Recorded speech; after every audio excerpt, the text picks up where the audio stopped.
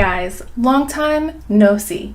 24 hours just seems like too long. Did you guys see AEW Dark the other night? Well, whether you did or you didn't, let's talk about it. The last few months, I just really haven't been keeping up with Dark. But the other night, I clicked in, and I stayed. And I stood because of one reason. Taz just sat there and lied straight to my face. He said we were going to be seeing Team Taz in full effect, with Hook by their side. But I digress. You do realize Hobbs, Cage, Starks, Team Taz in full effect, Hook in their corner, gonna be in action in this episode. And you guys all know my curiosity for Hook. So naturally, I stuck around. Well, I don't know what Taz was talking about because we did not see Team Taz. All we saw was Ricky Starks on commentary for like a minute. That was it. But honestly, I'm happy that I did stick around. And I'm afraid to know what I missed since I watched Dark last. It was so good. So the first match was the first match of the night. It was Bear Country and Jurassic Express. It had a whole animal thing to it. Since I didn't see Bear Country last week on Dark, I didn't see how good they were. And honestly, I was also expecting them to be a little more brolic under their vest, but I don't think that really mattered, because they were still good regardless.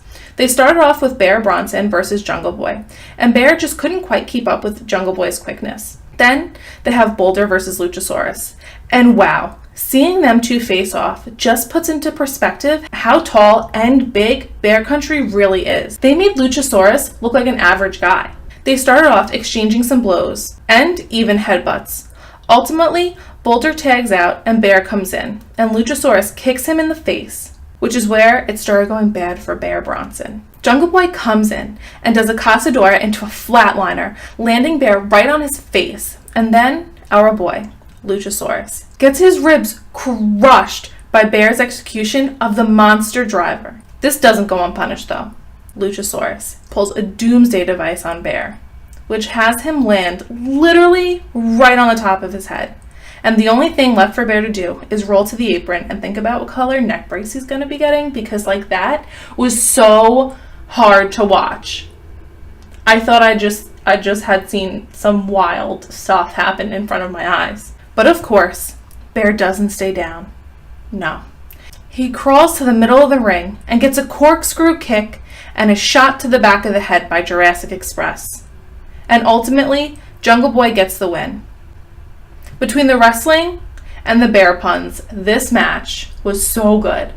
Then we had Tesha Price and Nyla Rose.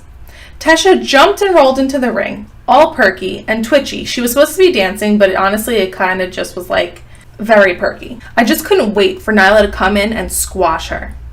Well, Nyla came in, and this chick tries to shake her hand. And I was like, yes, please. Just poke the bear, Tesha. Poke the bear. Taz called Tesha exuberant, and honestly, I just kind of thought it was annoying. This match, I feel like maybe would have been better if it was versus someone else, or maybe it was just that good because I wanted her to lose so bad. I'm really not sure. Nyla takes the handshake as an opportunity to crush Tesha's hand. Tesha gets a couple good elbow strikes in, but has little to no effect on the native beast. She shuts it down with a knee to the midsection, but Tesha is putting up a fight, and she breaks free from a few moves that would have been an instant loss for her. She's holding her own better than I initially thought, but she ultimately loses when Nyla hangs Tesha over the top rope and drops a knee on the back of her head from the top turnbuckle. Okay, so I'm not going to talk so much about this match, but we saw Dark Order come out to accompany Stu Grayson. And it's so funny because they all put their hands up, and then we have Colt Cabana. He's like just standing there waving like, "Hi, Mom," as if he doesn't even think that he's in a cult. Like in his mind, it's just like so innocent. I love it. I feel like the thought of Colt being in a cult isn't even in his mind.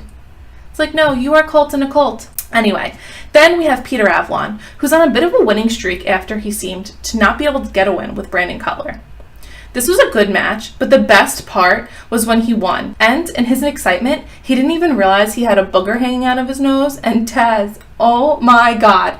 This was like one of the funniest things that happened during the show. Taz was like, "Get this son of a bitch tissue." Like, oh no, it's moving. Oh, that's disgusting. No. Get that son of a bitch a tissue. That's like, what? Oh my God, I was dying. I just thought it was so hysterical. So we saw a lot of women matches on Dark, which I'm actually into. We can tell that they're really trying to grow their women's division. I mean, we can't have all Britt Bakers and Thunder Rosas, but we saw some really good women wrestlers. Someone that actually shocked me was Maddie Randowski. She versed legit Layla Hirsch, and of course, Layla Hirsch is a beast. She is like a freaking powerhouse. We can agree that I like her.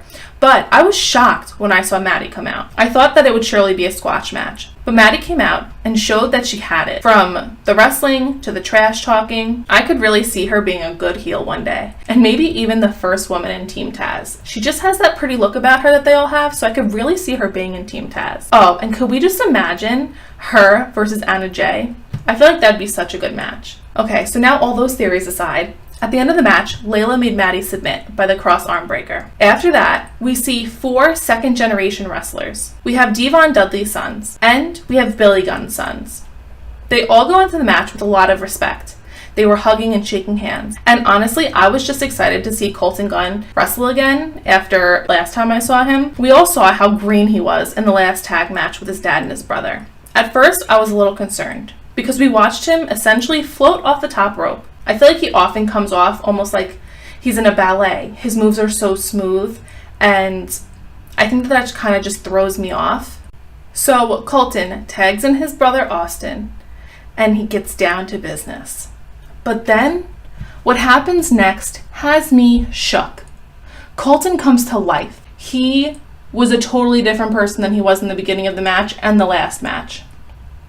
Then we see a twin switch that Aubrey Edwards didn't even notice, which actually gets me really excited to see them wrestle again in the future, because I feel like that's going to be a part of a storyline where maybe they turn heel, or I don't know, but I'm excited to see what they do with that.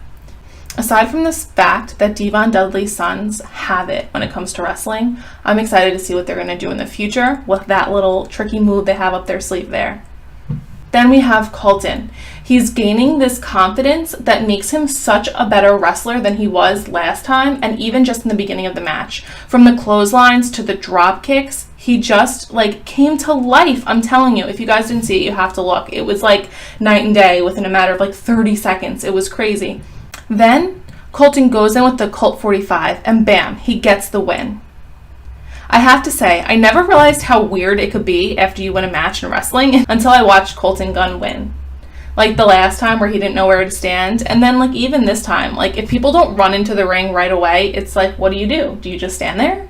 I can't even blame him, because if that was me, I'd be a completely lost puppy. I'd probably trip over my own feet or something. I have no idea. And then we have Rey Fenix versus Danny Limelight.